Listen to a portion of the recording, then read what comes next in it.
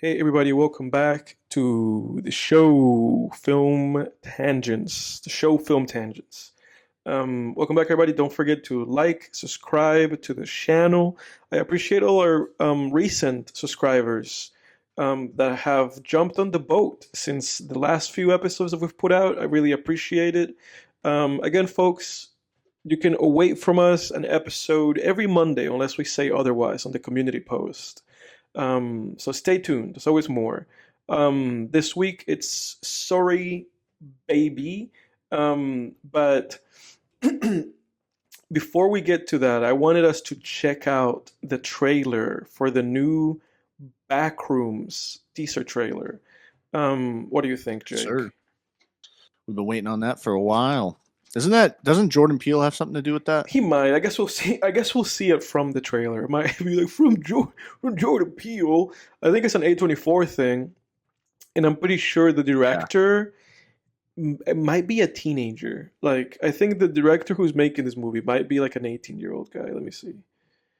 Damn. I know, right? Backrooms. You don't hear that often. No, that really caught me off guard when I saw that. Yeah, the director's a guy named Kane Parsons, and he is 20, so he's barely not a Wow. teenager. He's 20 years old. Damn. I don't know how. Is he like Go ahead. is he the guy who created it says he's a YouTuber. Oh, so he did the original video on This is YouTube. known for his web series Backrooms, based on the online fiction of the same name. Yeah. That's So crazy. yeah, he got himself man. a gig. I guess he put himself in the right position, and they gave him the control to make this movie. Somehow, Yeah, it's pretty awesome. and I guess we can see from the trailer, like my preemptive thoughts are that somehow I get the same feeling of this movie that I got from like Skinamarink. Um, Yeah. Yeah. Well, it's something in the about same it. subgenre, right? Yeah, It's like analog horror. yeah. Yeah. Yeah, these YouTubers are making movies too. Like, did you hear about that Iron Lung movie? Markiplier, yeah. Yeah, I've heard that movie terrible seems things, but it made like a bunch of money really. apparently. Yeah. I've heard good things. You've heard terrible things. Really? So you and I have been in different ends of the film criticism outlet Yeah, spectrum, brother. I Because I've just guess. heard I that guess. I've heard it sucks terrible ass. That's what I've I heard. gotta say that.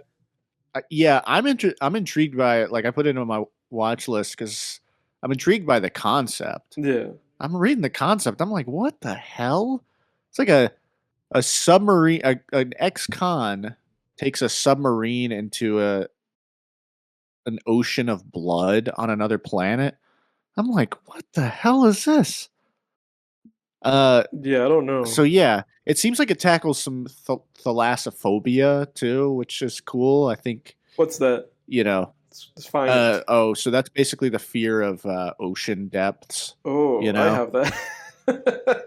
Yeah, yeah. Oh yeah, dude, you definitely do. I We were talking definitely about that on do. the Jaws episode. Yes.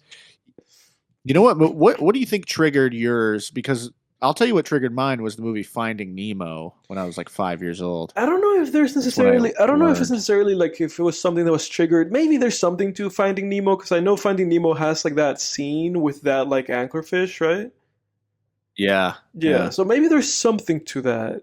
But part of it for me is that at one time when I was a kid, along with my siblings, we were just at this kind of like we were at this beach and we were doing this like little activity where they we were doing this activity where we would get like in this kind of like inflatable, and they would like on like a boat, they would like drag the inflatable around on the ocean, yeah, and then at some point yeah, yeah. they would kind of flip. They would make it so the inflatable would flip and everybody would fall into the water. Tubing. Yeah, so Yeah, we're tubing. tubing, and we had life jackets, Yeah, and it was that, dude. I think that's in kind of the what did it. ocean. Yeah, Oh God, that's kind of what I think. That's I've done what. that in lakes. I've never No, we done did that it in in the the ocean. ocean, and I think that's what did it too for me because I mean I grew up in an Oh, island, and so sometimes we yeah, would go in like ferries and like I firsthand I just saw how the water would just get really dark. yeah. Like, and I think that's what did it to me. Like I remember being in this little thing, and being like, okay, the water's clear and I can clearly see, like underneath me, it's very clear, like crystal clear water. And Yeah. then as we just kept going, it just got dark. And I was like, oh my God, the water's like pitch, like dark. I can't see in there.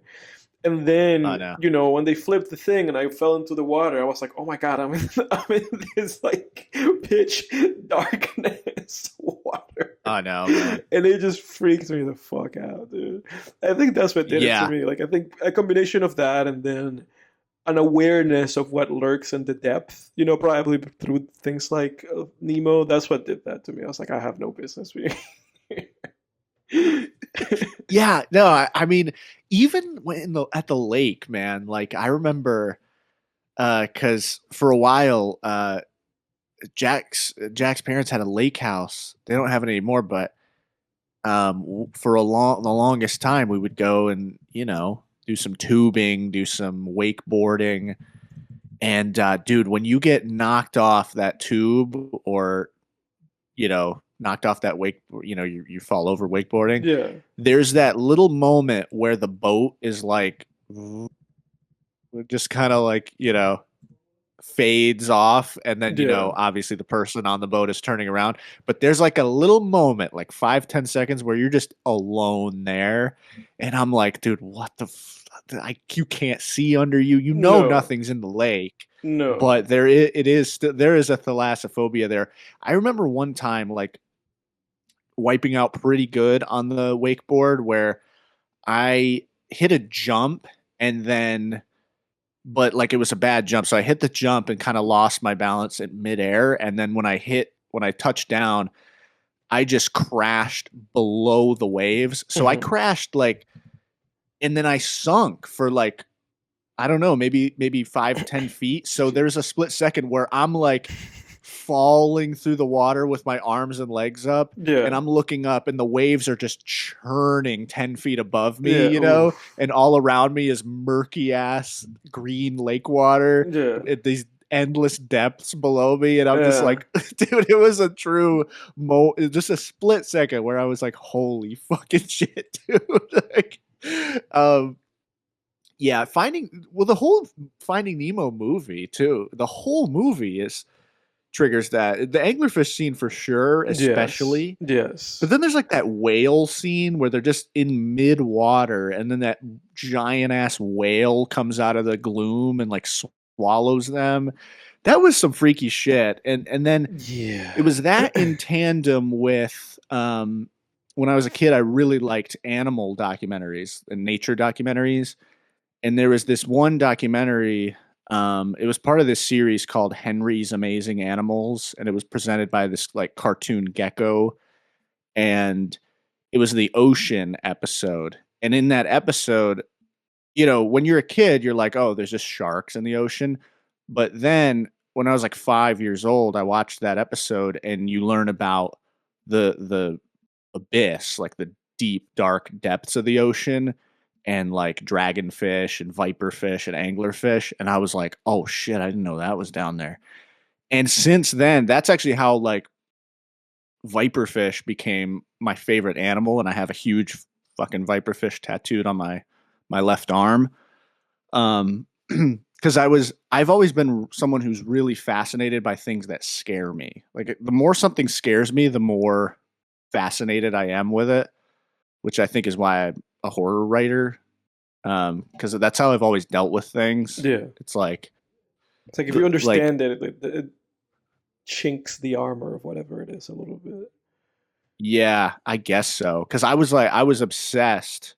I went through a period where I was just obsessed with viperfish and learning about them. But especially when I was a kid, they're a really elusive animal. So like scientists don't even know that much about them. Nowadays, you can find all kinds of videos with modern technology, but when I was a kid, like 2003, they didn't have any. There was no videos. There wasn't even YouTube around back then.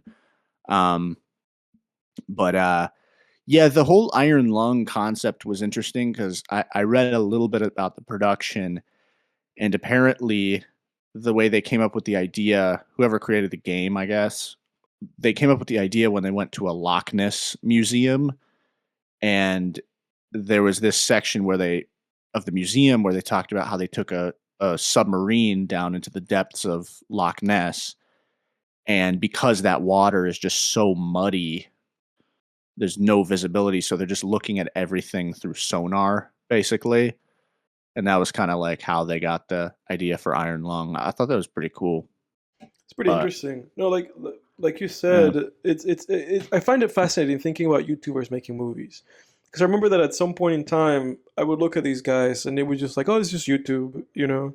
yeah, Like there's content creators like Chris Stockman, and now he made a movie, and now Markiplier made a movie, and those people. There's like a couple of brothers that are like horror movie directors that have made movies. I think you've seen some of their movies. I think they mm, made that yeah. movie about the alien invasion movie. I think they were the ones who made that. Oh, the like alien home invasion movie. Yeah, I forget the name of that movie.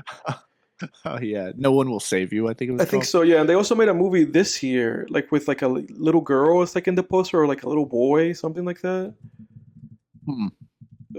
Save You. Uh, There are a couple of brothers. Two No, brothers. the guy who made No One Will Save You is not who I'm talking about. That's like Brian Duffield. I'm talking about somebody else. There was some other movie that came out like the same year that movie came out that I just kept getting them confused. Um, Let me see. Brothers who direct. Oh, Bring Her Back and Bring Talk Her to Me. Back. Yeah, That's those it. guys. That's it. Yeah, Have you've seen both of those movies, yeah, right?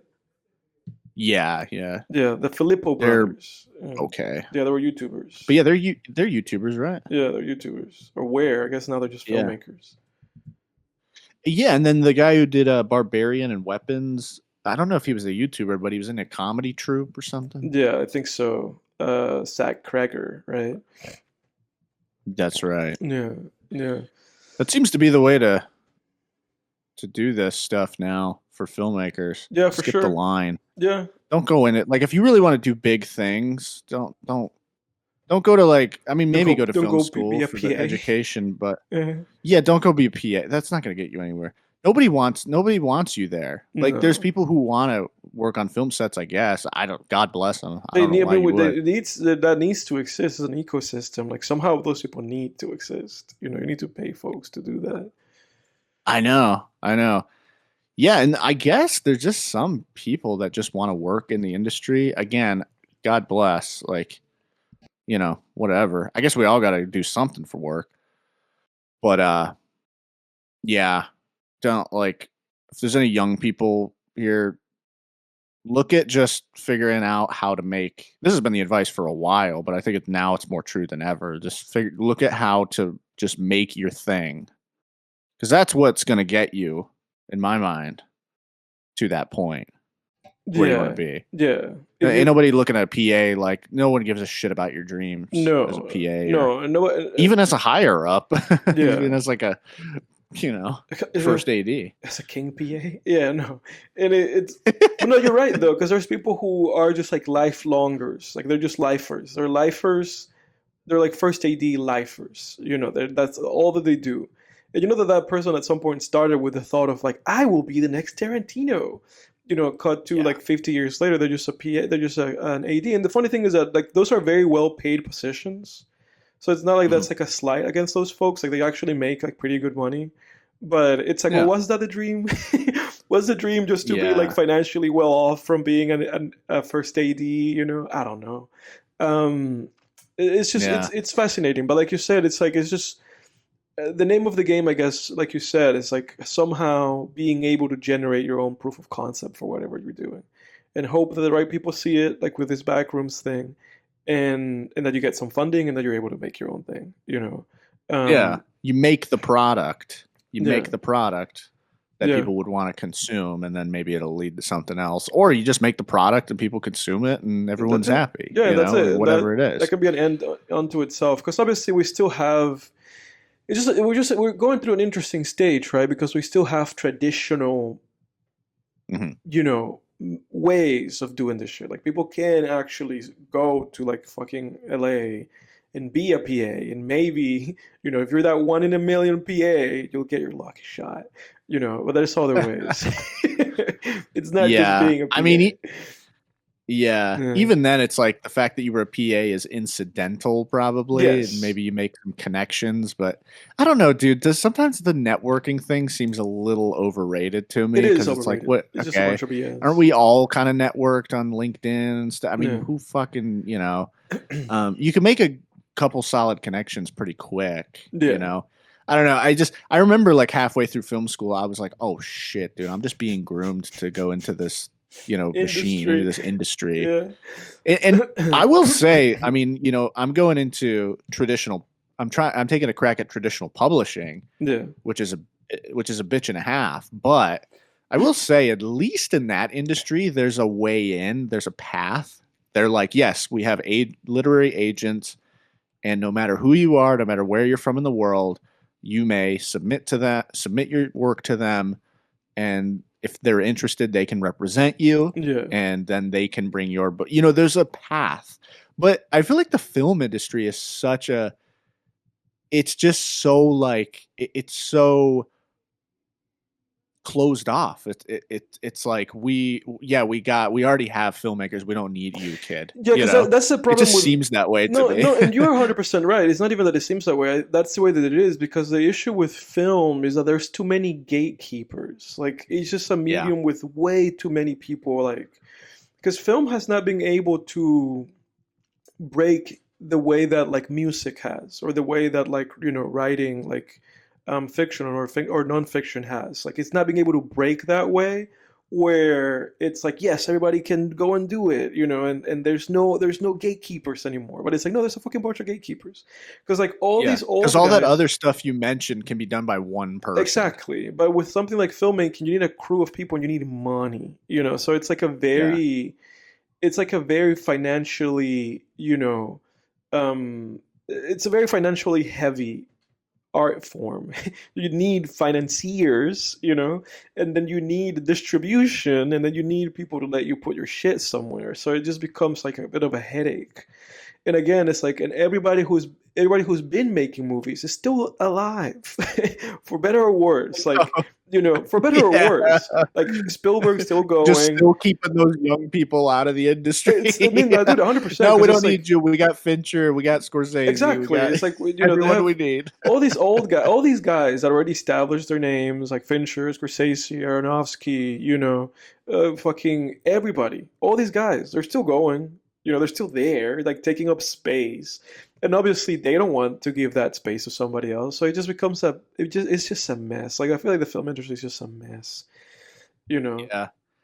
Yeah, when I went into college, I remember my goal was like to be a television writer and then eventually create TV series. And then halfway through college, I was like, what the fuck? I was like, dude, no, man, this sucks. This would suck. You just constantly got people like, I mean, dude, first of all, who wants to me, there's no part of me that wants to be in a television writer's room. No part. Just Yeah.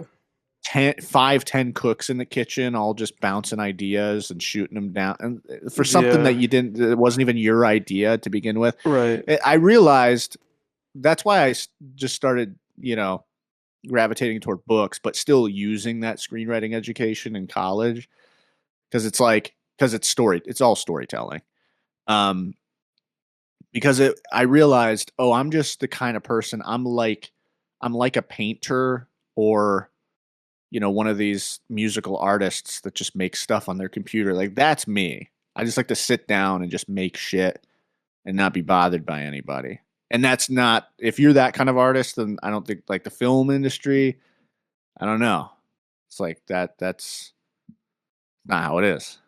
Yeah, no, that's not how Got it a is. crew of people. Yeah, Yeah. you gotta get a group. Maybe screenwriting, Yeah, but screenwriting is the only element that's like that. And again, it really only works like that if you're writing for film and if you don't have other fucks like co-writing the movie mhm. with you. Because like if you're like you said, like if you're like in a writer's room, then it's not like that. Yeah. It's not like that at Well, all whatsoever. yeah, exactly. Well, and like even like feature screenwriting, it's so I've obviously we went to school for that. Yeah. We learned a little bit about the industry, not as much as I think we paid enough Yeah. to justify what we fucking paid for. Yes. But be that as it may, like I'm doing a query boot camp with Lauren Kay right now to shout her out.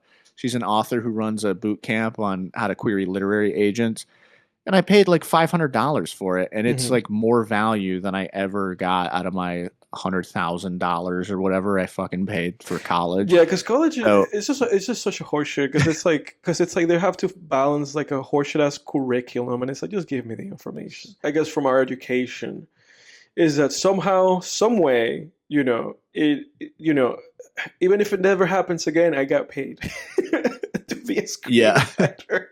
Even yeah, if it yeah. never happens again, it happened once.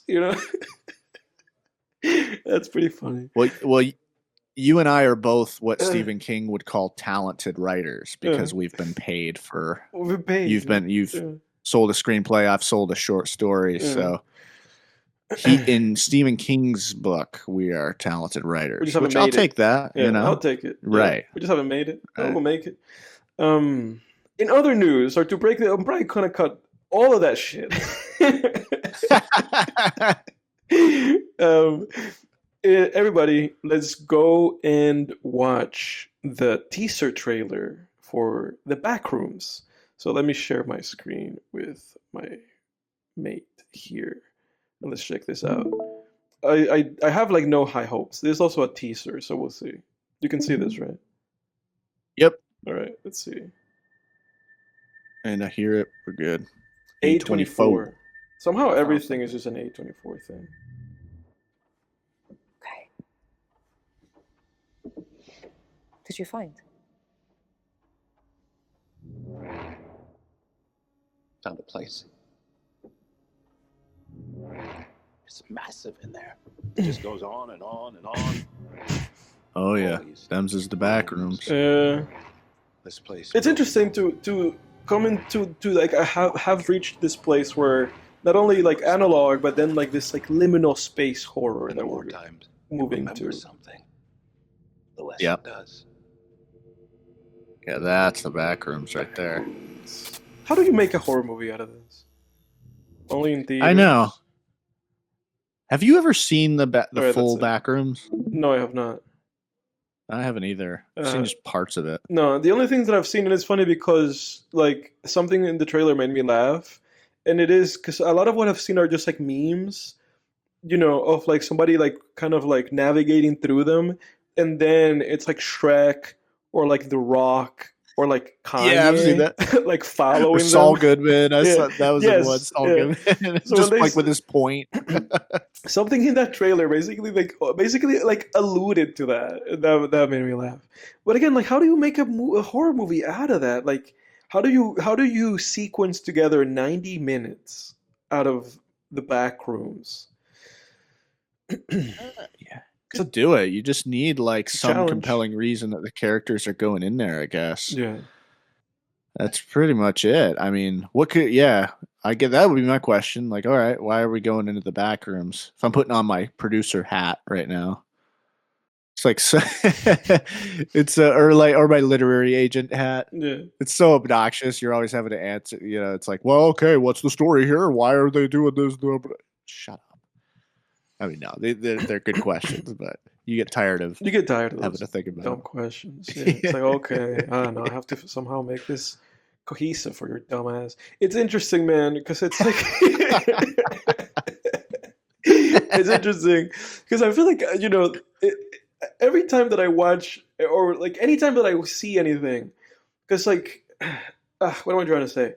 Whenever it comes to storytelling, my approach to storytelling has always been such where my idea is just trying to create something that would entertain me.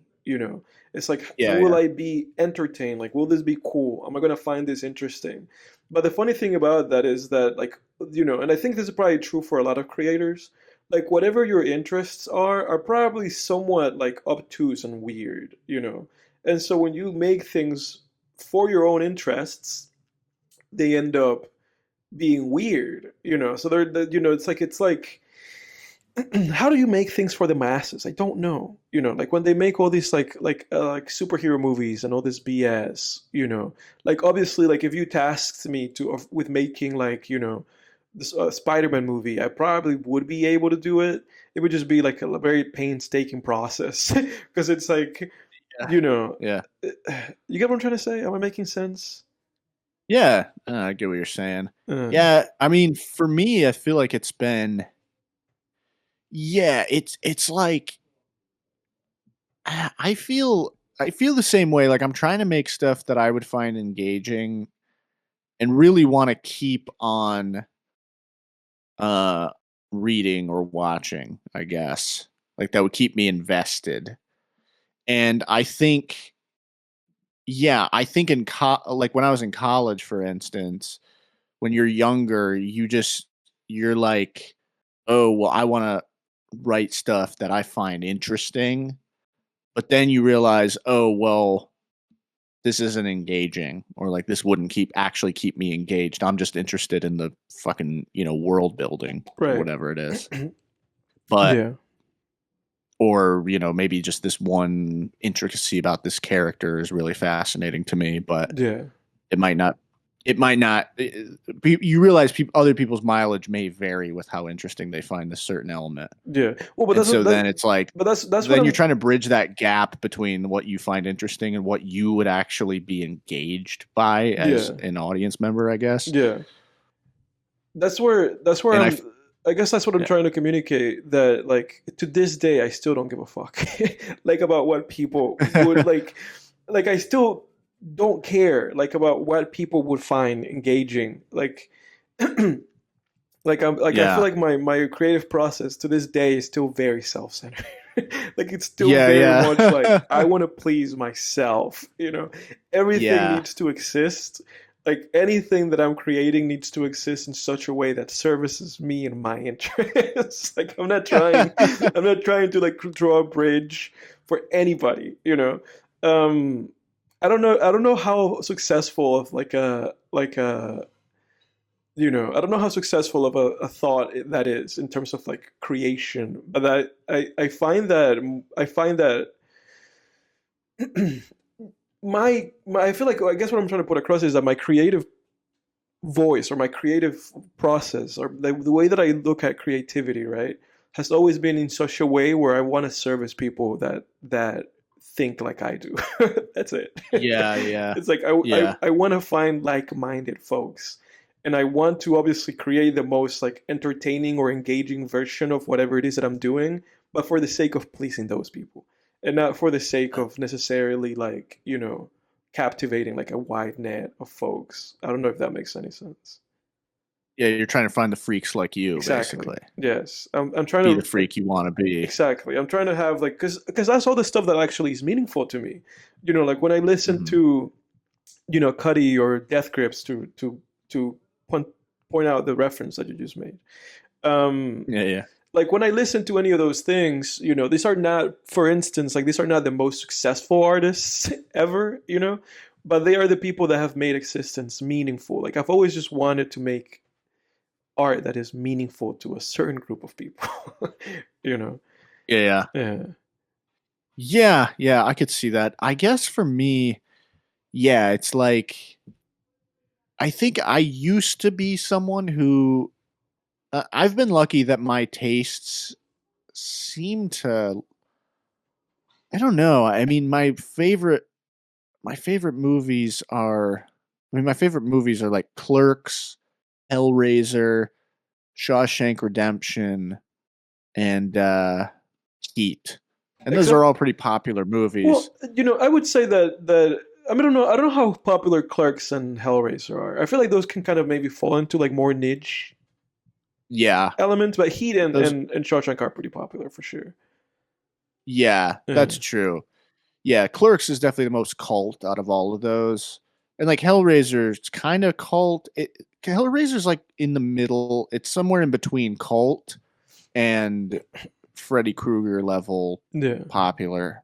It's definitely not it's not in the same vein as like Halloween or Scream or like New Line has been trying to figure out what to do with Hellraiser since What it do you was do with that made. thing? Yeah. Yeah, they're just like, what the hell do we do with this? Like they don't know what to do with that. Because this is some freak franchise. stuff, man. All of that stuff is some I freak know. stuff. Like it's just some freak stuff, some freaky stuff, and it's like, well, what? How do we? Because I feel like they're trying to make it appealing, and it's like you can't make that appealing. Like you just have to double Yeah. down, and you just have to basically cater it to the freaks. That's all that you can do. Yeah. You know? Yeah, exactly. That's all you could do. Yeah. So I mean, for me, like, I don't know. It's like yeah, I mean, because there have been moments in the novel that I'm working on right now where I'm like, I don't know, man. Like, I'll be reading through it and I'm like, ooh, this is really fucking violent, or this is really this is really dark, or this. Oh, dude, I feel like that's really what's gonna make it spark. grotesque. Dude. That's what's gonna make it spark. That's what's gonna Right, make it be like shit.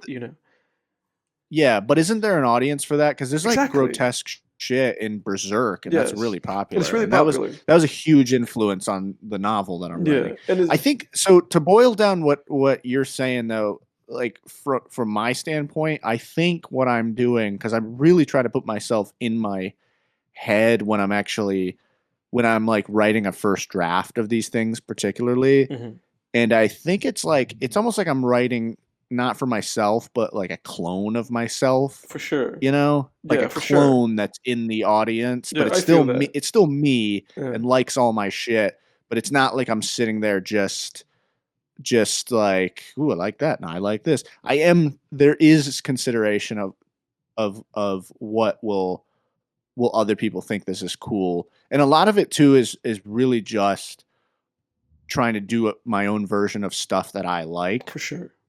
Like that's a big one. Like I saw an interview with S. Craig Zoller on Brawl and Cell Block 99. What is and that they guy asked up to anyway? We looked into that on another episode. Oh, really? Like last season, and he's making something cool right now. But the interviewer asked him what inspires him or what drives him, something like that, some generic shit.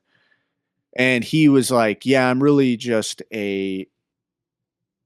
he was just like, I just love art and genre. And he was like, my whole thing is just trying to make my own version of stuff that I love. Yeah. And that's definitely the camp that I fall into. I feel like Tarantino kind of falls into that camp. For sure. I'm a very like genre writer. Like that's who I am. I've always been someone, like, as a kid, I would go through phases where like I was really into horror. Yeah. Then I would go through other phases where I was really into like cartoons, other phases where I was really into sci-fi. Like I've always been a genre guy. Yeah. I think that's that pleases my OCD brain too, that likes to categorize things. Mm-hmm. I like mashing up genres. Like my book that I'm polishing up right now is a fantasy, horror, and Western mashup. Mm-hmm. So I really like mashups too, but yeah, that I'm definitely in that Tarantino Zoller camp of loving genre and trying to just do my own version of, whatever it is. Yeah, I feel that. It's interesting. I think that's maybe a differentiating factor between us, because I actually agree with most of what you said in terms of like, I think a lot of what you said also applies to me. But I don't care for genre. I'm not. Yeah, that's one thing with me. I don't care. Like I think for me, writing is like more conceptual. And I don't really gravitate towards like genre like that. Like sometimes I like to play around with just tropes, but not genre like in and of itself. I think that's like a differentiating thing that we have. Yeah. Oh, absolutely. I've always kind of known that. I feel like you've always been, you stayed pretty consistent on that ever since even like first year of college. Yeah. So about a decade ago now. Yeah. But yeah, like we would talk about stuff and I would be like, oh, this is sort of, I would be like, oh, this movie kind of reminds me of that movie. Or like, I wonder if the director got that from this scene, or that's kind of like this or that. And you were like, yeah, I mean, you were like, I'm always just trying to figure out how stuff's different. Where I was always trying to figure out how stuff was similar to stuff that came before it. Yeah. So yeah, that is definitely a different approach we both take. I think also what's interesting is like how ideas start. Yes, 100%. Like for you, how do ideas for you usually start? Is it like plot, character, setting? It's not genre, probably. Say what? Based on what you just said, it's not genre. No, it's not genre. Like usually ideas for me start more so from character. Like the ideas for Yeah. me just like start with like character and then they flourish into whatever it is that it is, you know. So it's usually like a character thing or sometimes it's just a concept thing. Because sometimes like I will have like sometimes like I would have a thought along the lines of like, I want to make a werewolf movie, and so then I would just have that percolate in my mind, and I will not approach it necessarily from like a genre element, but just more so from like I want to get a werewolf into a movie, Right. and how can I then make a story flourish around that? So sometimes it just starts like that, and not necessarily from me being like I want to make specifically, like a western or anything like that. Yeah. Yeah. It's just like more. It could be a character, or like what you're talking about is like an archetype, Yes. werewolf Yeah. archetype, but not necessarily thinking about what genre it is till probably later. Exactly. Yeah. It for me it like depends. I don't even have a straight up answer. It really depends on the idea. Because Yeah. like my next the book that I'm starting next, once I start sending this one out to agents, that one started as a that was plot, like Mhm. plot and kind of setting. And it was weird because I always loved that in the like production of that movie Beyond the Black Rainbow, that guy was talking about how when he was a kid, he would wander the video store and the horror section, but he wasn't allowed to watch the horror movies. So he would look at the covers and Have try to ideas. imagine, Yeah. like what the movie would be like. And you know what's crazy about that is so he took that approach when he made Beyond the Black Rainbow. And to this day, that is one of the most fascinating things I've ever read, Mhm. and relatable, because that is exactly what I did as a kid, Mhm. because I wasn't allowed to watch horror movies Yeah. until I was like a teenager. Yeah. I could watch, quote unquote, I could watch horror, but just not the R-rated Not horror. adult Like I could horror watch, movies. yeah, like, as a kid, I grew up, like a little kid, I grew up on Scooby-Doo, Goosebumps, Godzilla movies. And then in middle school, or like late elementary school, middle school, I would watch like some of the older ones, like the Vincent Price stuff. So horror itself wasn't off limits. It was just like the art. It was based on rating. Like, then when I was like 13, 14, my parents were like, all right, cool. You're going to watch Evil Dead upstairs. Nice. Awesome. Have fun. Yeah. But yeah, like in middle school, I remember there was kind of a disconnect because kids at school would always be talking about, like Freddy Krueger or The Grudge, or, they would always be talking about horror movies. And I was like, dude, I've never seen any of these, man. Like, I don't know So you what start the hell people are binging talking them. about. Yeah. Yeah. So I would just kind of, I remember like imagining what horror movies would be like. And so the book I'm writing next is actually something that I would sit in class in 7th grade and imagine. It was like my made up version of a horror movie in 7th grade. So it started as that, but then I went in and inserted, okay, well, what are people actually doing here in this setting? Why are they there? And who are the characters? And then I just formed it from there. But sometimes it'll start with a character, like there's like a fantasy horror series that I would love to write one day if I ever get a multi-book deal. I mean, I'm going to write it at some point, whether it's book deal or indie publishing, self-publishing, whatever. I'm definitely going to write it. And it's like, I just got the idea while I was watching one of the Underworld movies. And the idea was like, what if there was a vampire hunter that went to hell? And then so it started with character, and then I just built the world and the plot around that. So like, it really depends. Yeah, it depends. I think for me, I cannot recall a single instance where it started with like plot. Yeah. Like for me, usually it literally always like starts either with a character or with an archetype or with a concept or with like a dialogue. Like a lot of movies I've written actually start with dialogue. Like I just have the dialogue and I'm That's like, oh, what is that? It's interesting how because sometimes I will be doing something, like I will be, let's say, doing the dishes or something. and then I will, in my head or even out loud, I will say something, and then I'll be like, "Oh, who said that?" And then I search in my head, Yeah. like, why did this? Why was this said? Where did it begin? What is going on? So the other things start with me like that. Um, so it's just random. Creativity is just random. Everything is just random.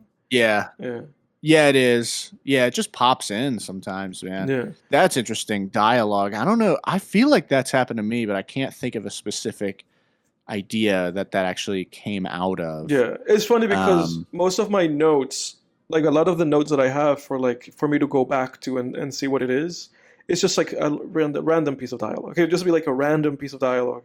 And it's funny because it would be like from like 2020, and I would go back to it, and then I just don't remember. I'll be like, oh shit, I don't remember what that was. But yeah, yeah, dialogue's yeah, a big one for me. nice.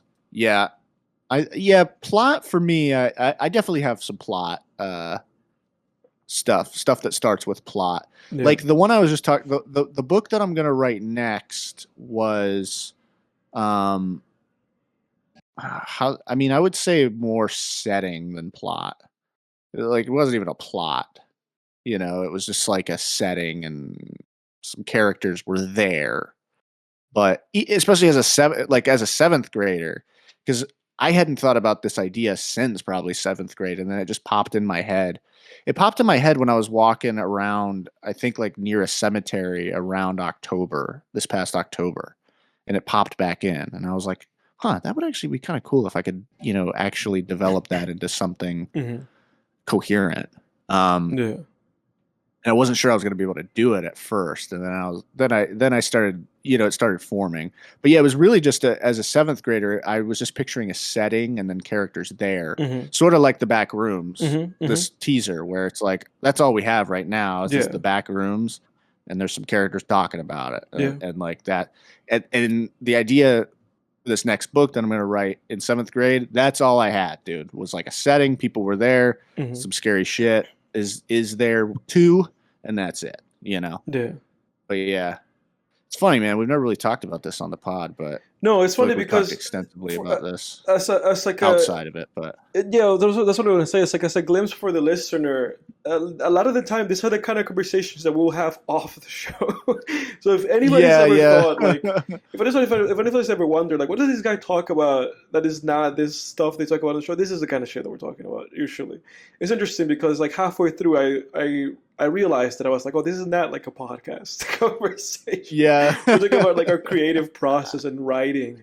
But I hope that we sound like a couple of Brian Griffins. yeah, right oh, now. 100%, dude. 100%. Everybody's tuned out. This is going to be our least popular episode. I do hope that whoever is listening to this, that this is somehow meaningful to you, because I think maybe I think probably a lot of our subscribers listen to us and they're just like, okay, I want to hear about the movie. And, we talk about general kind of pop culture stuff. There's obviously very personal, like, and creative process stuff, but I hope that somebody likes this. Because I also think that earlier, like very early on, we would have this kind of conversations in the show. Yeah, maybe. Yeah. Yeah. I don't know. I don't know those guys, dude. Season 1 film tangents. There's one film Don't tangents. know them. Yeah, I don't know them either, but I remember them. In any case, let's get into the movie of the week. I hope everybody enjoyed all those random tangents and nonsense. Yeah. A little tease for my next book. If anyone gives a shit, it's like if you combined one of those old Italian zombie movies where the zombies like either walk out of hell or like climb out of the grave or whatever by Lucio Fulci, those kind of movies.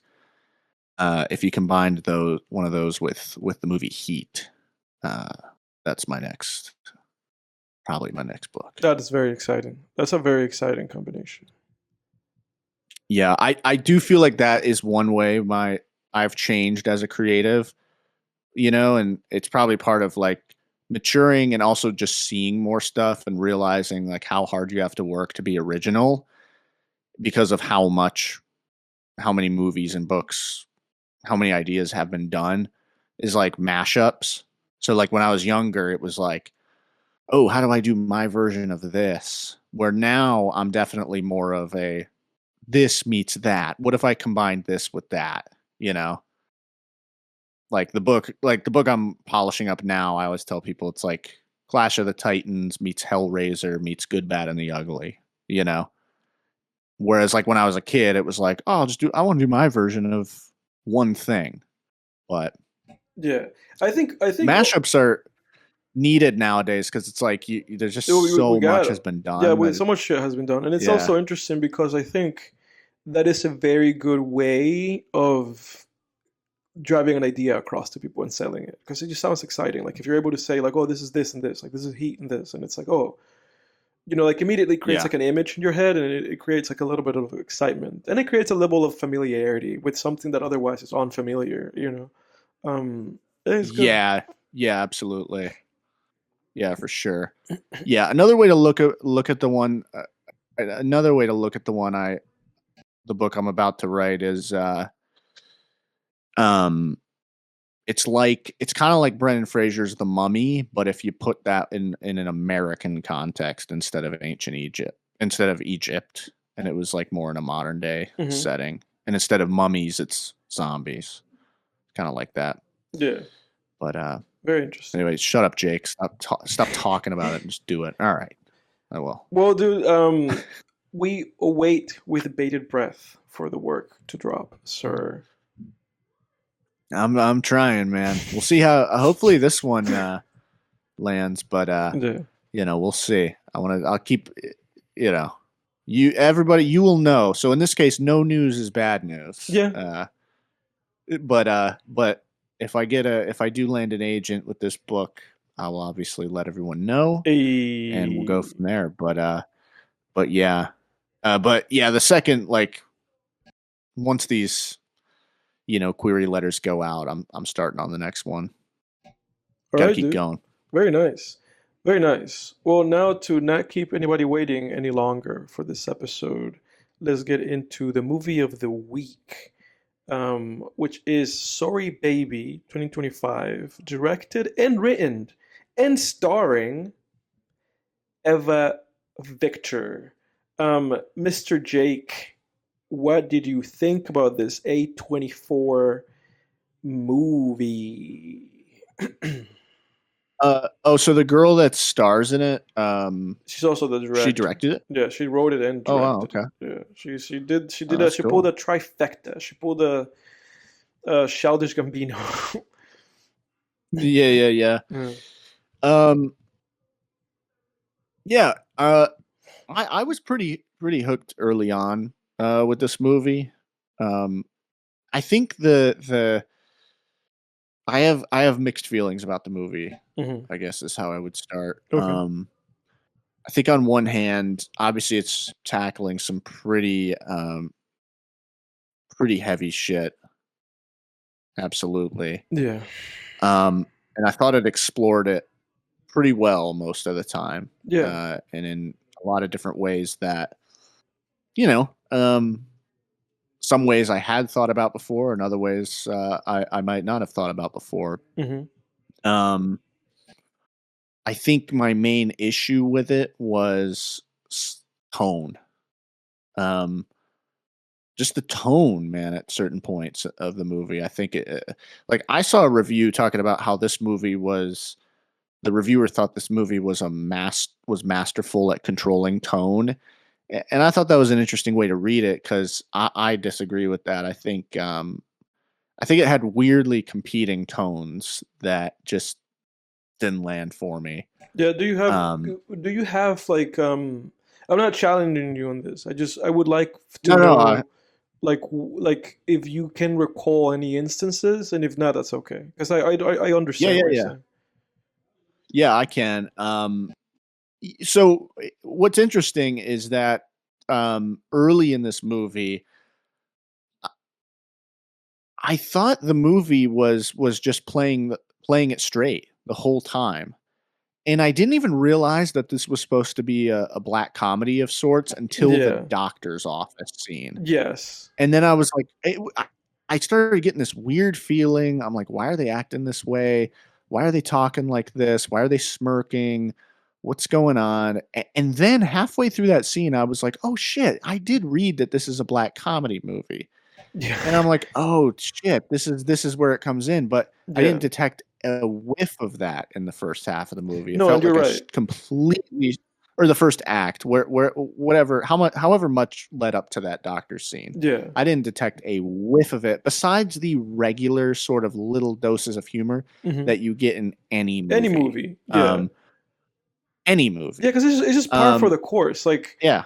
Of course, this is a drama, but it's like, having slight humor here and there is just good writing. Like, it's not even just like Yeah. a genre thing. Like, it's just what drama film do you watch? Like, for instance, like even if I think about one of the most like dramas, like even if I think about something like The Master or something. There are like laugh out Yeah. loud instances in those movies, and it's like, well, nowhere near that movie like genre. Let's just say comedy. It's just a straight out drama, but that's just part of writing. Exactly. You have to Yeah. Honestly, if go ahead. Yeah, if someone were to ask what does every story have in common, I would honestly probably say humor. Yeah, That's comedic relief. Like every single you story need some has humor humor. here and there somewhere. Even a movie like Yeah. fucking Seven Samurai has a comedic relief character. Where that's the sole purpose of the character is comedic relief. And that's just like a period Right. like samurai super like serious like movie. It's like, come on, man. Yeah. Yeah, Yeah, for sure. yeah, I mean, think of like the darkest movie you can even think of, and there's moments of humor in it. for I mean, sure. like Seven pops into my mind. Yeah, for There's sure. little moments of humor in that movie. What in the Prisoners. box? Yeah, Oh God. Prisoners, like even Prisoners, there's been like for a second there, I was like, oh, maybe not, but no, there's one scene I'm thinking about where like Hugh Jackman gets into Jake Gyllenhaal's car, and Jake Gyllenhaal's like, "What were you doing walking down that road?" And Hugh Jackman's like, "I'm in front. I just left a liquor store. I have a bottle of liquor. You're the detective. Figure it out." Yeah. And it's just like it's funny, Yeah, even though yeah. the scene ends up being Some serious, levity, it's just these little something. moments, Yeah, yeah, So yeah, Hereditary. yeah. There's little moments of humor in that movie, like in Yes. the classroom scenes and stuff. Yeah, just Yeah. anything you could think of. Um, but yeah, I mean, but when you have these long scenes where the objective is to be funny the entire time, Mhm. that's kind of what makes a movie comedy. For sure. In this movie, it just didn't land for me. Like that doctor scene, That was man, terrible. and I'm not I'm not like a pearl clutcher. No. I'm not. I swear I'm not virtue signaling. There's no virtue signaling No, ever it was goes on in terrible. this It was a terrible podcast. scene. I'm not going to virtue signal on a show that like 20 people listen to anyway. Yeah. But like, dude, it was. I was like, this isn't fucking funny No, at it's not all. funny. Like, this is terrible, dude. I mean, I don't find this funny in the least. No. This girl just got assaulted, and now they're playing this doctor scene for laughs. I'm like, this is the one part of the movie that you should not be Yeah. trying to make us laugh. And her friend saying like yum, it's like, what? Why are you joking around? What the fuck are you laughing about? Yeah. It was You just know? it was just weird. And like before anybody says anything, like I think it's very clear and comprehensible, that the scene is like poking fun at like the lack of bedside manners that doctors have, especially like I guess Sure. in a situation like this one. But like you said, Jake, it's just like it's just nothing. It was just awkward. Like that's the feeling that I had the whole time with that scene. I was like, this is just awkward and not funny at all, and just No. it was just because like movies sometimes, and I guess humor is subjective if we want to bring that in, but it's interesting because when this movie was navigating in a more dramatic sense, then it was like speaking the same language, but the second that it was trying to bring humor into it, it was like a completely different language where it's like, oh, this humor doesn't work for me. um like I understand the point that you're trying to make with this scene and so on and so forth, but this just doesn't work. Like it comes across as like a very specific brand of humor that in my head I can really only call like somehow like I don't know, like top floor of a skyscraper New York humor. Like it just didn't work. You know, it felt too specific. In a bad way. It was like I don't know who this is supposed to Yeah. make laugh, but it's not me, you know. So No, I know. Well, and like the counter for that scene would be like, oh, well, some people would react, use humor as a shield in scenes like for that. sure. And it's like, well, yeah, the victim would. I mean, so that scene would have been fine for me if, the main character, the victim, was being a little cheeky, but her friend was continuing to be empathetic, and maybe the doctor was, the same. Right. But yeah, and then that would have worked for me. That would have been like, okay, she's been through something traumatic. People have all kinds of different reactions. For sure. Yeah, it was just weird. Yeah. One of the humorous scenes that did work for me, or I'm sorry, were you going to say something about that scene No, I wasn't. or something else? No, go ahead. Yeah, one humorous scene that did work for me was the one where she meets her neighbor and he gives her the charcoal. I mean, I was like, okay, this kind of works. Yeah. That felt like it worked. Yeah. Because again, it's like it didn't Lucas feel forced. Hedges, It dude. felt like a natural. Shouts out to Lucas Hedges. That's who that was. I haven't seen him in much lately. He went to our school. Oh yeah. Cool right. fella. Nice to see Lucas Hedges in something again. Did we go to school with him? There was a little bit of did we overlap, meet him? like a tiny bit of overlap. We didn't meet him. Oh, okay. Interesting. I don't remember him. I don't think, but I know that name. Yeah. Probably because of him going to our school. But Yeah. no, that's cool. Wait, Lucas Hedges. What else have I? Oh yeah, Manchester by the Sea. Yeah. There was another guy who went to our school that was in Manchester by the Sea. Oh really? It's like, yeah. Anyway. Yeah. So yeah, the tone was just weird. Same with like the cat scene where she meets the cat. I don't know.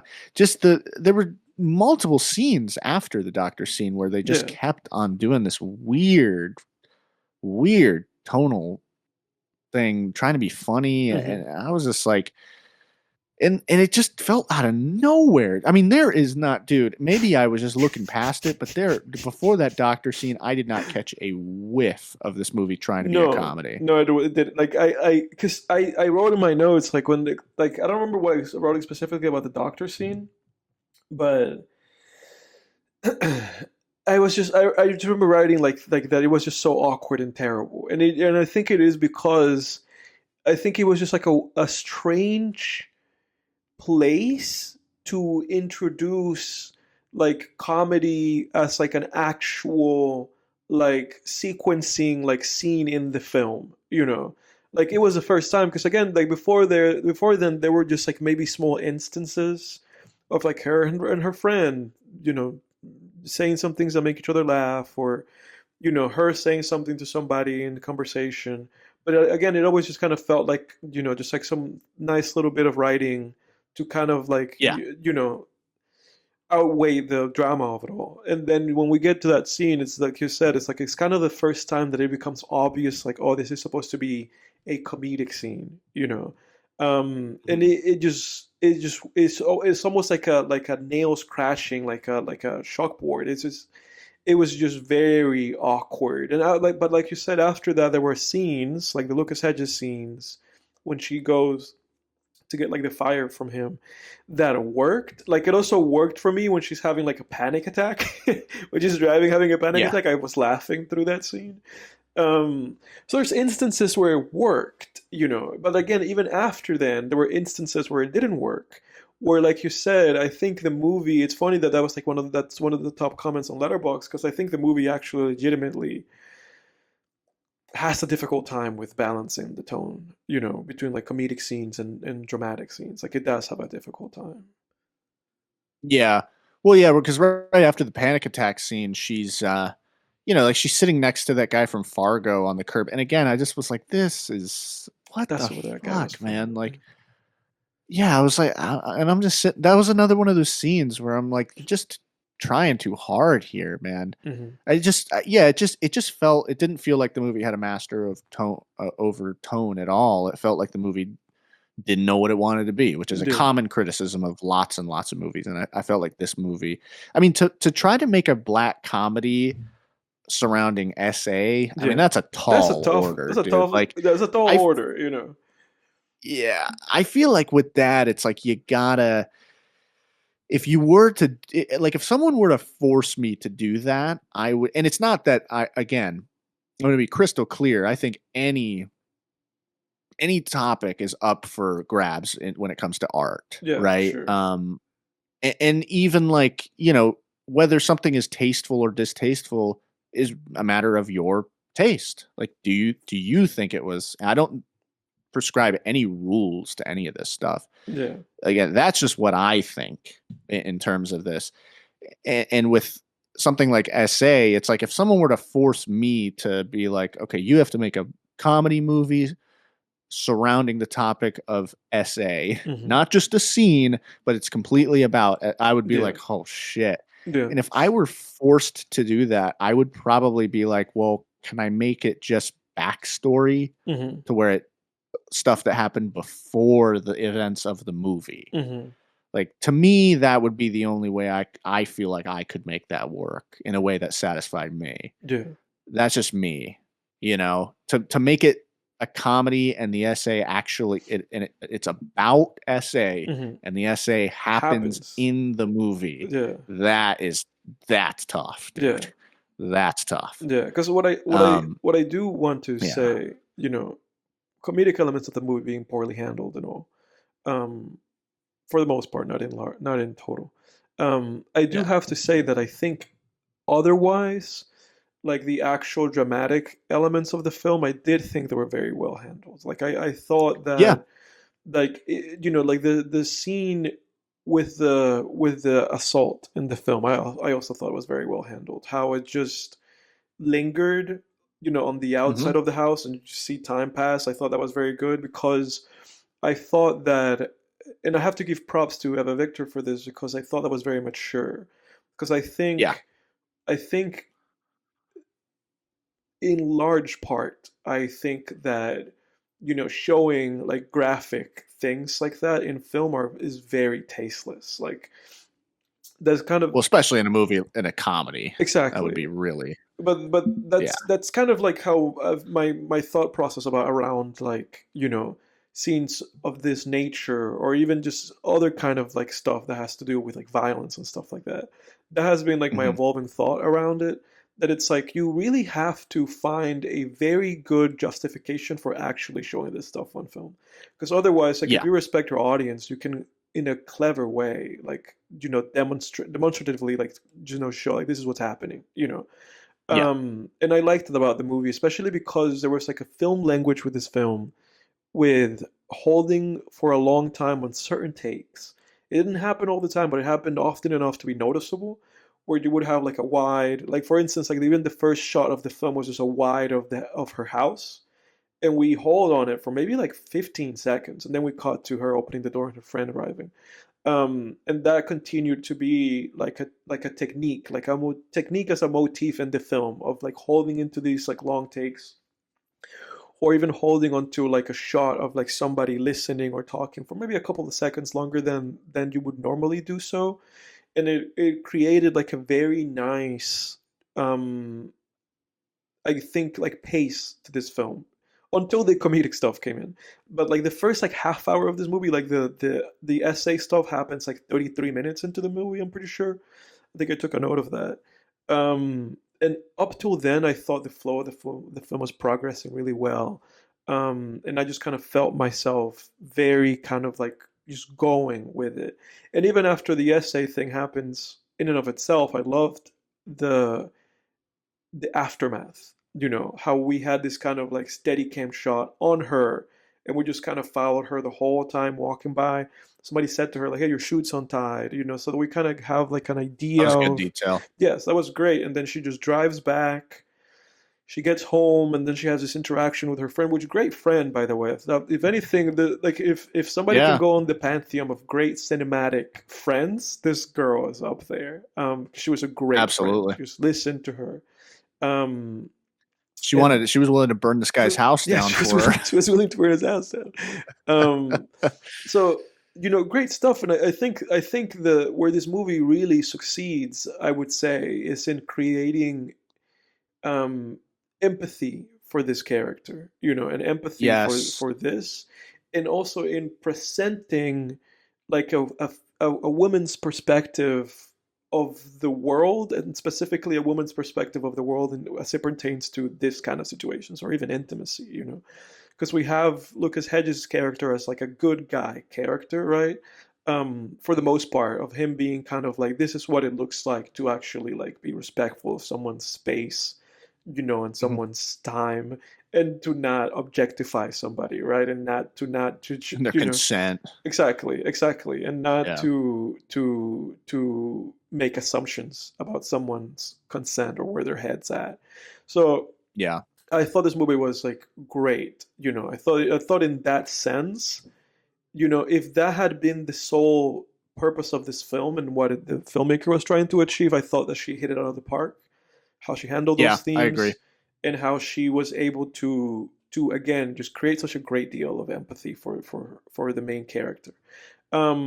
Otherwise, as we said before, I think with the comedic stuff, it just kind of falls flat a little bit. And I sent you a photo that I would like you to look at. I sent you something on WhatsApp, which is WhatsApp. You mean Snapchat? Yeah, Snapchat. Yeah, WhatsApp.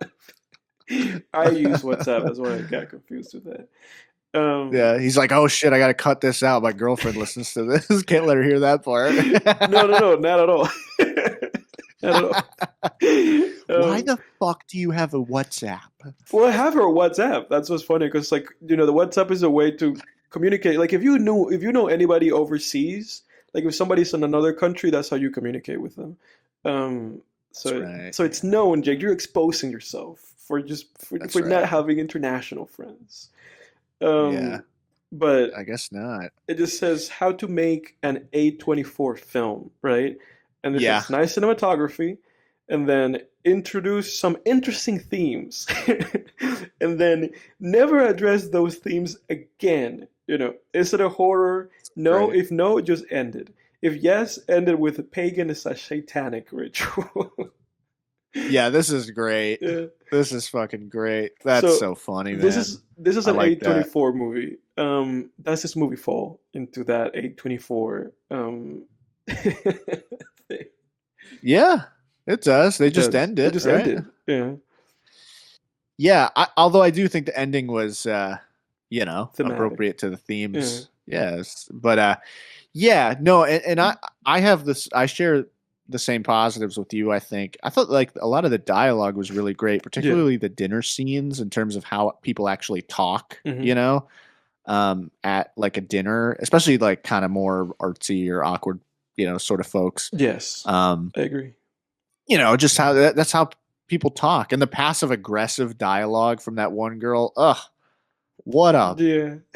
Dude, oh my God, I hated her. Yeah, I did think some of her dialogue was so passive aggressive, bordering on aggressive, that it was like, I don't know, man. I how does someone get this much mileage? I've seen it though. I have seen like ultra passive aggressive people in some friend groups where I'm like, is anybody gonna stop this? Like, because it's not directed toward me, but I'm like watching it, and I'm like, is someone gonna fucking say something? Like, what the fuck is going on? And I did the friends reverse passive aggression where she was like, there's a bone in the fish. I was like, that's fucking funny. Yeah, that was hilarious. Yeah. I believe my strategy is to meet passive aggressive people with aggression, and aggressive people with passive aggression. That's my strategy. Yeah. So like if someone's like, Jake, you're a fucking idiot, I'd be like, well, I did graduate the idiot school, or something stupid like that. If I can come up with it. Yeah. Or like, you have to be on your toes. You have to have like to have your wit appeals with you, so you can actually have some wit. Yeah. But then if someone's like, oh, there's a bone, like, oh wow, Jake, you're so good at that for someone who's an idiot. not so intelligent. Yeah, Yeah. or just some. I don't even know how to say passive aggressive shit. I'm not a passive aggressive person. Yeah. Then I'm like, hey, what the fuck you talking about? Yeah, What's that about? you just like nip it in the bud. It's like let's see Yeah. you put your money where your mouth is. Yeah. What do you mean? What do you Yeah. mean? What are you talking about? Yeah. Fork clinks as I set it down. Yeah. That's my strategy, but meeting the way she met passive aggression with passive aggression was It interesting. was interesting. Yeah, she put her in her place. She was like, "Why don't you? It's like, why don't you Yeah. thoroughly prepare the fish before you serve it to me?" It's like, oh, Yeah. okay. Yeah. Yeah. Yeah. The fact that I feel like I'm proving at least that I'm not a passive aggressive person because I can't even think of one passive aggressive phrase off the top of my head. I can't use But although I think I do have maybe some yeah. passive aggressive stuff in me, but I can't think of anything. I know it's like what when you hear them, but Yeah. do you think you have passive aggression? Maybe. I don't know. I don't Probably think not, so. honestly. I can't think of anything. Oh, not really. I can't think I of don't. anything. I can't remember any times that you've said anything passive aggressive to me. Yeah, I do remember one time when someone was like said this, that, and the other to you, and you were like, "I don't give a fuck, man." Just like you actually, I'm saying you get aggressive. Dude, it's funny because passive aggressive. you remember. I don't know, because you remember these instances that I don't like. I can't recall any of these things that you're talking. I know, I could be making stuff up. Yeah. Like I can't recall, dude. It's like I'm pushing 30 now. My brain is like just like all that stuff. Who cares? Forget it. And now I just don't have my own memories. I don't have them. Jesus Christ. Yeah, so the dialogue was good. Oh yeah, and the way it explored, I mean the scene where she describes what happened to her, that was rough. Yeah. Like it was a good scene, but yeah. Yeah. That's kind of that stuff, like SA stuff, and then pregnancy stuff. Those two things, like when anything like that in a movie, and I'm a guy, Mhm. but just that's something for women specifically, where if it's Mhm. described in a movie, I actually start to feel like kind of physical, like I'm like, oh, God, like Yeah. I'm like clenching, Yeah. I'm like, oh, like it's like as close as I can get to feeling physical pain without actually feeling physical pain. Yeah. It's like one of those. It's like if it's like with other stuff where you just describe, like if I just say the phrase "shove bamboo under your nails," you're like, oh, Yeah. like you're like, fuck. Yeah. You feel And it. essay is one of those things Yeah. where you're just like, oh god, damn, dude, like, ugh. Yeah. Like I clench up. But so that was an effective scene, and then yeah, I really thought the exploration of her trauma afterward was really good, because I think that's one of the worst things about trauma is you, especially when it's been perpetrated by somebody, Mhm. you've been specifically wronged. I think that's where such a huge desire for vengeance comes Mhm. from. Mhm. And like I thought that was good, that scene where she was like, I want to burn his house down. Yeah. That felt really human, because the big problem with being wronged by somebody like that and then having trauma from it is, it's like every time you have that trauma, it's like they've wronged you again. Yeah. You're like, it's this continual pain Yeah. that you're suffering. And like I think that's really what fucking makes people so goddamn angry, Mhm. because it's like, on one hand, when you have these feelings of vengeance, there's all these sort of motifs. There's all these sort of, memes and quote, copy paste things that people say. Let it go. It's in the past. Right. Well, this, that, and the other. And the problem with it's in the past is like, well, it's not. Like, it keeps coming back to Yeah. my present fucking day and interrupting my day, and it affects this girl's ability to form connections with Yes. her neighbor, for instance. Yeah. And that's what really gets your blood boiling, is when you think about the continuous that continuous reliving of the thing. Yeah, because I think the thing that Yeah. people fail to grasp, and I think this movie explored that also, is just the fact that like what happens when there's no accountability, right? Because you know that it would have made her healing process with this trauma better if that guy had taken any accountability, you know. But he just disappeared, like he just bounced, Yeah. you know.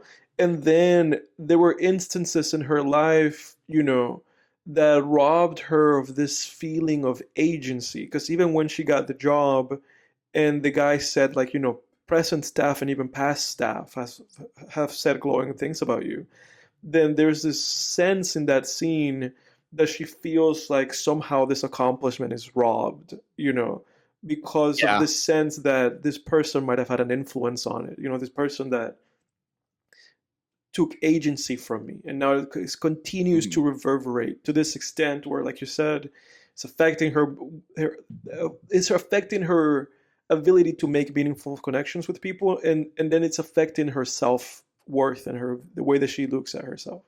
And it's interesting because Yeah. we also see that she's reading like that book Lolita, which is to me was like a clever way of basically saying like she's trying to understand like what would drive somebody in a powerful position to take advantage of somebody else, you know, like to just Yeah. to see if, so it's fascinating, the healing process that you see this character going through. And again, like this movie has faults, like this is not a great movie, um but the things that this movie does well, it does them like perfectly. And I thought that was kind of like a lot of those elements, it just handles them perfectly, to the extent that it made me wish that the movie was like just great overall, and that it didn't have these very kind of clear and obvious like shortcomings. Yeah. But as it goes, this person's first movie, so I have to give them props for that. Like they did a great job for a first film, and maybe the next one, if the next one is again like a like a dark comedy tackling kind of difficult subjects, maybe the next one will be better, because this one was great in some ways, and then it didn't do so great in some other ways. And I think that's worth saying, because I think sometimes, for instance, like I think this movie is getting just a lot of overwhelming praise, and I don't feel like that's very positive, to just have overwhelming praise, because then it's like, well, how do you then make something better if somehow you like knocked it out of the park with the first one? There's room for growth here, I think. Yeah, I think so. I just remembered another scene with dumb comedic shit. It's where she goes to the school and those two people sit down with her, those representatives, and they're like, Oh, yeah. He quit at 8 a.m. and you reported it at 2 p.m. Yeah. And that's it. Dude, that was even Yeah. worse than the doctor's office scene. That was Yeah, that was rough. And they're like, because we're women. And I was like, what the fuck? Yeah. This isn't funny at all. Yeah, no, it wasn't It's not funny. And not even just because of the subject matter that it felt distasteful. It just wasn't funny. Is it in land? That's what I'm trying to say. That's what I'm trying to say. No, Even when I mentioned yeah. like the doctor thing, it's like I get what the point of these scenes. Like I get the point of that scene as well. The issue is that the comedy just doesn't land. Like it just feels like the comedy is like coming from a place where like the air is very thin. Like it just doesn't seem like it's grounded. Like the comedy, despite the fact that everything else in the movie does feel grounded and does create a great level of empathy, and like understanding, the issue is that then when you get to these comedic scenes, they're coming from somebody that seemingly doesn't know shit about comedy. That's the problem. Like it's like this person, and I don't want to shit on the director, but it's like maybe do some, I don't know, some improv, or like, I think it would be maybe clever to maybe get out there and be a little bit more part of like a comedy scene, and to see like how these things click, and because it just felt like the air was sucked out of those scenes. Like it just seemed like they were, again, just jokes, or like, stuff that's coming towards like a different crowd. Like it just didn't feel grounded enough to land. Yeah. Yeah, I know. Yeah, that's a good way to describe those scenes, the air being sucked out of them. That is how it felt. I was like, dude, what is going on in this scene, man? Yeah, it just didn't land. Mm-hmm. Yeah, I thought it was interesting too how she didn't pursue her reasoning for not pursuing justice. Yeah, it was interesting. And she was just afraid to hurt him back. You know, Yeah. like she saw how, which I like, you know, if that was my daughter, my sister, I'd be like, oh my God, we're getting this fucker. Yeah, You know, for like, sure. let's get the fucker. For But sure. it was interesting, you know, because you think about that sometimes, like, and you think about, you know, like what punching back entails. Right. You know, Especially when you know that's somebody, something a lot of right? people. Yeah, Yeah. yeah, for sure. Yeah, and I think that also is, yeah, that's something interesting to think about, in terms of being wronged and wanting to punch back. Is that's also sort of a burden that you've put on the victim too? Is like this intense desire for them to punch back, and then the pain that they might also feel from punching back. You know, it's Yeah. like you've really just wrecked them. Yeah. You know, Yeah. yeah, just yeah, it's tough. Um, yeah, yeah, that stuff's interesting. Yeah, Any really interesting exploration of trauma, For sure. though, and revenge. Little bit of revenge fantasy Little in there bit. that they explore, at least with that one scene with the charcoal Yeah. liquid, lighter fluid or whatever. Yeah. But yeah, Yeah. yeah, I think that's about all I got to say about this one. Yeah. Yeah. What do you feel then? Like what's your rating for this movie? Because I think I also don't have much else to say. I like the music, it was very subtle. I like the cinematography. I thought the compositions were pretty, and I thought the technique was purposeful. I like the acting, like just I guess like just to kind of highlight some more technical shit. But yeah, I did. The ending was very much thematic with the film, but it did kind of also feel like a little bit of okay, kind of like a shrug, where it didn't. I understand, like it's very understood what the purpose of it all is, but it also did kind of Porpoise. porpoise the porpoise, but it also did kind of feel a little bit Thinking like, about that Norm Macdonald joke. which one? He has a joke where he like substitutes porpoise for purpose, and it's like that's the pun. That's like the whole punchline thing. of the joke. Anyway, Classic, yeah. classic Yeah. Norm. Well, it's like one of those 5-minute jokes, and that's the That's the whole. That's the payoff. whole thing. Yeah. Yeah, I love that guy, man. I love Yeah. watching like random like videos of him, like of his jokes. Yeah. May he rest in peace, man. We lost a funny one with Norm. I know. But yeah. Where do you land? What's your rating for this? I'm like between a 5 and a 6 out of 10. Mm-hmm. I want to say I'd probably go 5 because I do think maybe that stuff like that trauma cycles and like, all that stuff. I feel like I'm even reading that into the movie. I don't know if this movie put in enough legwork to actually give me anything new on that. Mm-hmm. I think I was like thinking a lot about that Rob Ager video about trauma and revenge cycles. But I think I was more. Does that make sense? Like it's more like I was reading it into the movie rather than the movie giving me any kind of new perspective on the topic. Mm. And also I'm like, is this really like for me 5 out of 10 is dead average, and it's like, is this movie really any kind of above average in any way? I don't know. It's kind of an average like A24 movie. Yeah, I get that. So yeah. Probably 5 out of 10. I get that. What about you? I think for me, like the stuff that was strong about this movie was strong enough to justify. Because for me, it's a 6, like a strong 6. And I think because like for me, the things that I mainly had issues with were just like those comedic elements that just felt like were like, ill-timed or just didn't work. Yeah. Or just like the ending kind of feeling a little bit kind of like okay, whatever. Like the ending was just kind of whatever. We played the ending like twice, and I was like, okay, Yeah. But otherwise, I think in its ability to communicate its themes, like and making it like a very clear, like emotional, like connection. I think I thought it was like a very like emotionally mature film, and I liked its presentation and the acting. And the subtle choices that the movie made sometimes to hold a little bit longer in certain scenes was very affecting. Like I remember that bathtub scene where she's telling her friend like what happened. There's like a moment where it just kind of holds, and I found myself like emotionally affected by that. So I think Yeah. because of how I think because of how kind of like subtly powerful this movie is, I'm gonna give it more credit than that, I think. Yeah. Yeah, for sure. Yeah. I'm like realizing now that I misspoke earlier too, because I was like SA and then pregnancy stuff makes me clench up when I watch it. But and then I said something like those are both things that happen to women, but then I was like, oh wait, no, SA happens to fucking everybody, Yeah, it does happen to unfortunately. everybody. But Yeah. I misspoke.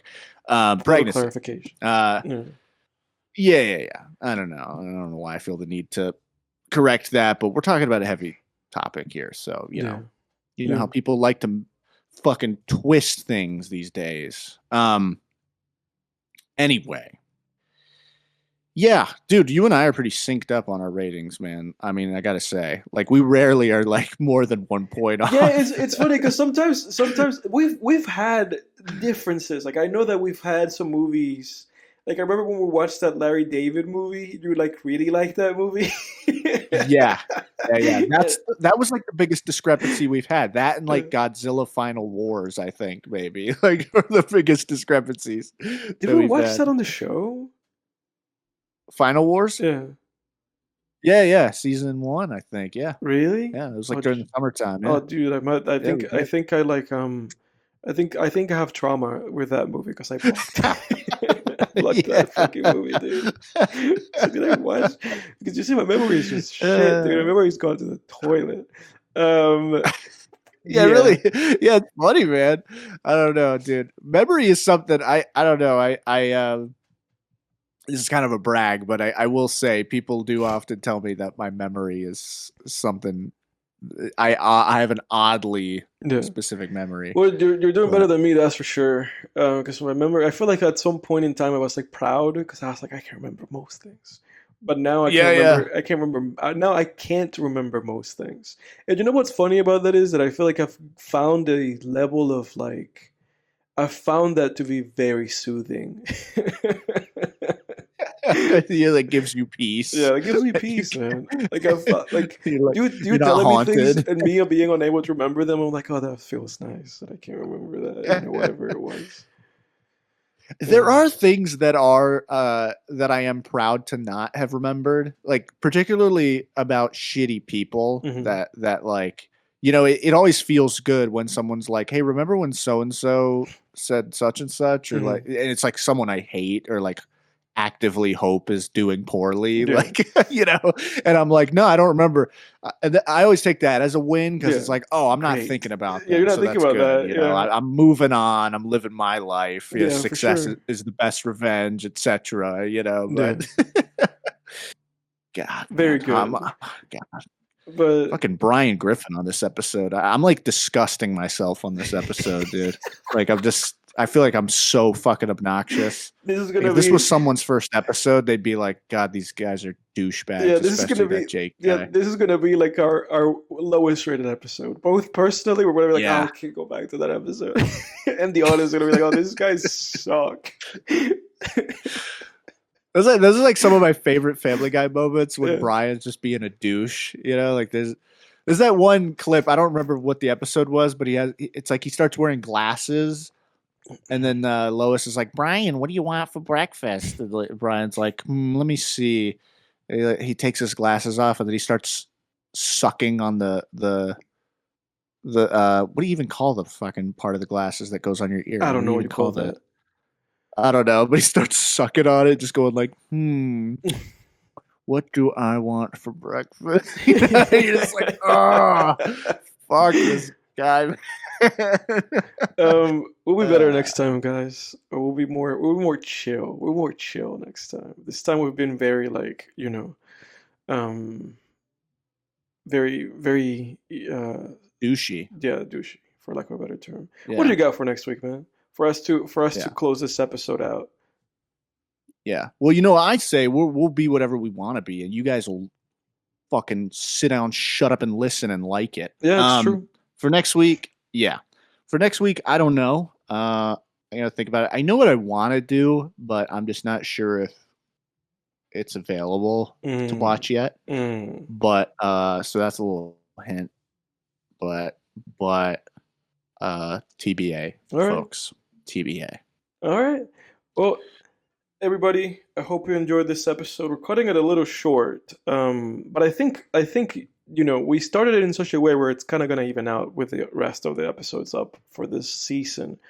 I hope you guys are enjoying this season of Film Tangents. We're also on Apple Podcasts. Again, don't forget to like and subscribe, leave a comment, and we will engage with you. You can leave a comment just basically saying, like, you guys are the worst, and your opinions are terrible, and this podcast is insufferable. And you can say hashtag where's Jack? Leave that exact same comment. All the stuff that I just said, comment exactly that, and then we will shout you out. Yeah, and who are we to tell you you're wrong? No, you are right. I agree. I agree with all of those comments, those hypothetical comments you just threw out there. Yeah. Every single one. Every single one. All of them. Yep. Next time on Film Tangents, everybody, see you. Have a good one. See ya.